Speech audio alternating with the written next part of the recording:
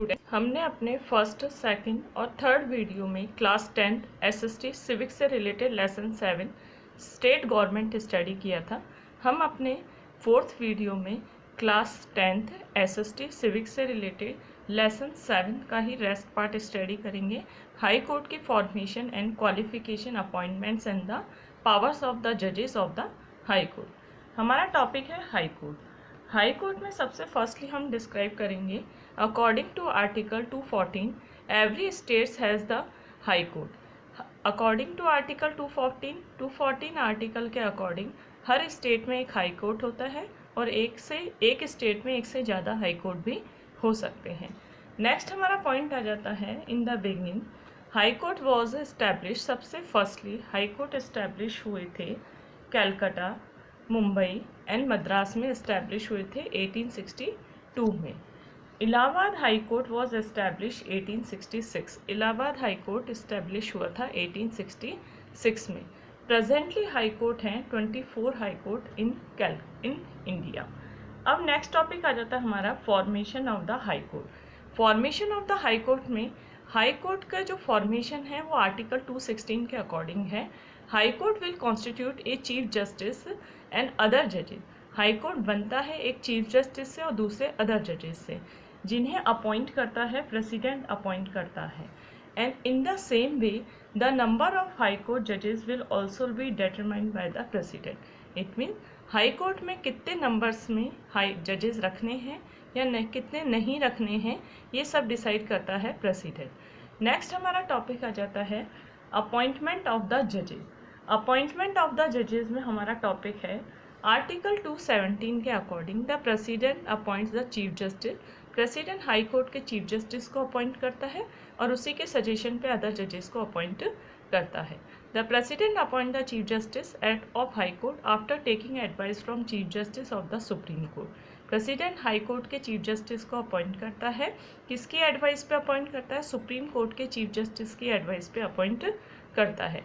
और अगर प्रेसिडेंट को हाई कोर्ट के चीफ जस्टिस को अपॉइंट करने के अलावा अदर जजेस को अपॉइंट करना है तो सबसे फर्स्टली सुप्रीम कोर्ट के चीफ जस्टिस से एडवाइस लेता है प्रेसिडेंट, और हाई कोर्ट के चीफ जस्टिस से एडवाइस लेता है और गवर्नर से एडवाइस लेता है। फिर बाद में वो अदर जजेस का अपॉइंटमेंट करता है। नेक्स्ट हमारा आ जाता है क्वालिफिकेशन ऑफ द जजेस, कि जजेस की क्वालिफिकेशन क्या है। सबसे फर्स्टली है हमारा he should be the citizen of India. वो इंडिया का सिटीज़न होना चाहिए और जुडिशल जो पोस्ट है उस पर 10 ईयर्स का एक्सपीरियंस होना चाहिए और हाई कोर्ट में लॉयरशिप 10 ईयर्स की ही होनी चाहिए। ये है हाई कोर्ट के चीफ जस्टिस की क्वालिफिकेशन। नेक्स्ट हमारा पॉइंट आ जाता है हाई कोर्ट के चीफ जस्टिस का टेन्योर। अकॉर्डिंग टू आर्टिकल 217 के अकॉर्डिंग हाई कोर्ट के चीफ जस्टिस का टेन्योर डिसाइड किया गया। सबसे फर्स्टली हाई कोर्ट के चीफ जस्टिस की रिटायरमेंट एज होती है 62 ईयर्स। फिर हमारा आ जाता है नेक्स्ट, अगर उसे हाई कोर्ट के चीफ जस्टिस को रेजिग्नेशन देना हो तो प्रेसिडेंट को देता है। हाई कोर्ट के चीफ जस्टिस को इम्पीचमेंट प्रोसेस के थ्रू हटाया जा सकता है। इम्पीचमेंट प्रोसेस कैसा होता है? सबसे पहले पार्लियामेंट की दोनों हाउसेस की 2/3 मेजोरिटी होती है, उसके बाद में हाई कोर्ट के चीफ जस्टिस को प्रेसिडेंट रिमूव कर सकता है। नेक्स्ट हमारा पॉइंट आ जाता है ओथ बाय द जजेस। हाई कोर्ट के जो चीफ जस्टिस होते हैं और जो अदर जजेस होते हैं वो गवर्नर के सामने ओथ लेते हैं। ये ध्यान रखना बेटा कि हाई कोर्ट के चीफ जस्टिस गवर्नर के सामने ओथ लेते हैं, जबकि सुप्रीम कोर्ट के चीफ जस्टिस प्रेसिडेंट के सामने ओथ लेते हैं।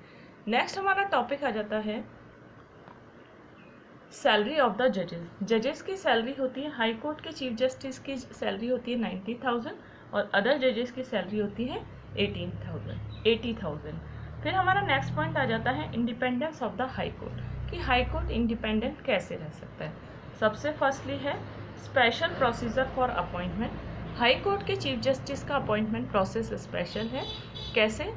जो पार्लियामेंट के दोनों हाउसेस की 2/3 मेजोरिटी और प्रेसिडेंट अपॉइंट करता है। प्रेसिडेंट पार्लियामेंट के दोनों हाउसेस के बेस पे अपॉइंट करता है और इम्पीच भी करता है, और प्रेसिडेंट एडवाइस लेता है, सुप्रीम कोर्ट के चीफ जस्टिस से एडवाइस लेता है प्लस गवर्नर से एडवाइस लेता है। फिर है हाई कोर्ट के चीफ जस्टिस का टेन्योर फिक्स होता है 62 ईयर्स। फिर नेक्स्ट है with exception of the provision of the impeachment, no other check conduct of the judges by the parliament. केवल इम्पीचमेंट प्रोसेस के थ्रू ही पार्लियामेंट इंटरफेयर कर सकती है हाई कोर्ट के चीफ जस्टिस की रिमूवल प्रोसेस में, अदरवाइज कोई भी केस ऐसा नहीं है जिसमें पार्लियामेंट इंटरफेयर कर पाए। नेक्स्ट है रिटायरमेंट एज होती है हाई कोर्ट के चीफ जस्टिस की 62 year. Kept independent for executive. Kept independent from executive का मतलब है हाई कोर्ट के चीफ जस्टिस के वर्क्स में, पावर्स में एग्जीक्यूटिव इंटरफेयर नहीं कर सकते। एग्जीक्यूटिव इट मीन्स जैसे हमारे गवर्नर है, गवर्नर इंटरफेयर नहीं कर सकता, और सेंट्रल लेवल पे सुप्रीम कोर्ट के चीफ जस्टिस के वर्क में प्रेसिडेंट इंटरफेयर नहीं कर सकता। नेक्स्ट हमारा पॉइंट आ जाता है jurisdiction and the power of the high court. Jurisdiction and the powers of the high court में आ जाता है original statutory jurisdiction.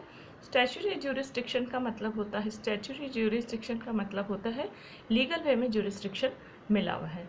Right to issue writs, 4 writs हैं, and appellate jurisdiction, a court of record and administrative power and judicial review. First point आ जाता है हमारा original jurisdiction. Original jurisdiction के according dispute, कौन कौन से डिस्प्यूट्स होते हैं जो केवल हाई कोर्ट ही हियर कर सकता है। Dispute associated with the appointment of the member of the parliament and the member of the state legislature. It means अगर डिस्प्यूट हो गया है पार्लियामेंट के मेंबर्स को अपॉइंट करने से रिलेटेड या फिर state legislature, it means legislative council और लेजिस्लेटिव असेंबली के मेंबर्स को अपॉइंट करने से रिलेटेड अगर डिस्प्यूट हो गया है तो ये डिस्प्यूट केवल हाई कोर्ट ही हियर कर सकता है। नेक्स्ट है हमारा dispute associated with the revenue collection. अगर स्टेट के रेवेन्यू मैटर में कोई डिस्प्यूट हो गया है तो उससे रिलेटेड, कलेक्शन से रिलेटेड मैटर सॉल्व कर सकता है हाई कोर्ट। फिर है admiralty and the probative. Probative rights और admiralty, it means probative rights केवल और केवल हाई कोर्ट के ही स्पेशल है। Marriage law and the company laws and the cases associated with divorce, ये सारे केसेस केवल हाई कोर्ट ही हियर कर सकता है। फिर नेक्स्ट हमारा टॉपिक आ जाता है right to issue writs. Constitution है, कॉन्स्टिट्यूशन ने 4 रिट्स दी हैं अकॉर्डिंग टू आर्टिकल 226 के अकॉर्डिंग। ये सुप्रीम कोर्ट के चीफ जस्टिस को भी रिट्स दी है और हाई कोर्ट के चीफ जस्टिस को भी रिट्स दी है। Habeas corpus, mandamus prohibition and the certiorari and the quo warranto. इस बेसिस पे हाई कोर्ट कुछ स्पेशल राइट्स रखता है और अपने स्पेशल राइट्स के अकॉर्डिंग, जो स्पेशल राइट्स होते हैं हाई कोर्ट के, उसे ही हम रिट्स कहते हैं, और इन 4 रिट्स के बेस पे हाई कोर्ट अपनी पावर को इस्टेब्लिश कर सकता है। नेक्स्ट हमारा पॉइंट आ जाता है अपीलेट जुरिस्डिक्शन। अपीलेट जुरिस्डिक्शन को भी हम अलग अलग पार्ट्स में डिवाइड करते हैं, सिविल अपीलेट जुरिस्डिक्शन और criminal appellate jurisdiction. It means appeal can be made in the high court against the decision made by the district court. अगर सपोज करो कि प्रॉपर्टी से रिलेटेड, इनकम टैक्स से related या succession या फिर कोई भी प्रॉपर्टी मैटर से related, succession it mean property matter से रिलेटेड कोई भी केस है, वो डिस्ट्रिक्ट कोर्ट में गया है लेकिन पर्सन डिस्ट्रिक्ट कोर्ट के डिसीजन से सेटिस्फाइड नहीं है तो अपील कर सकता है हाई कोर्ट में। फिर नेक्स्ट हमारा आ जाता है criminal appellate jurisdiction. It means if a criminal is sentence for 4 years of imprisonment, अगर क्रिमिनल को 4 years के लिए इम्प्रीजमेंट किया गया है या फिर डेथ पनिशमेंट दिया गया है सेशन कोर्ट में, इट मीन्स डिस्ट्रिक्ट कोर्ट में, देन कैन बी अपील। तो पर्सन अगर सेटिस्फाइड नहीं है डिस्ट्रिक्ट कोर्ट के डिसीजन से तो वो अगेंस्ट जा सकता है उसके डिसीजन के, हाई कोर्ट में अपील कर सकता है क्रिमिनल अपीलेट जुरिस्डिक्शन के according.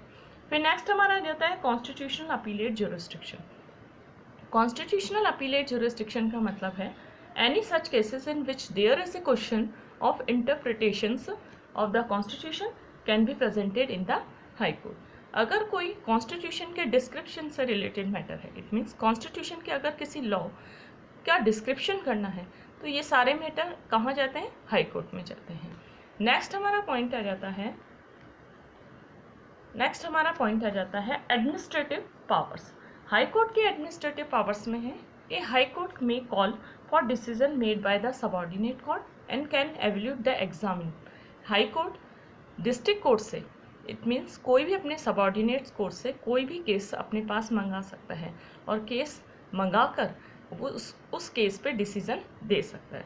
High court district court से, इट मीन्स सबऑर्डिनेट कोर्ट से कोई भी केस मंगा सकता है और उस केस पे अपना डिसीजन दे सकता है, उस केस को एग्जामिन कर सकता है कि high court, subordinate court it means district court ने डिसीजन सही लिया है या नहीं लिया है।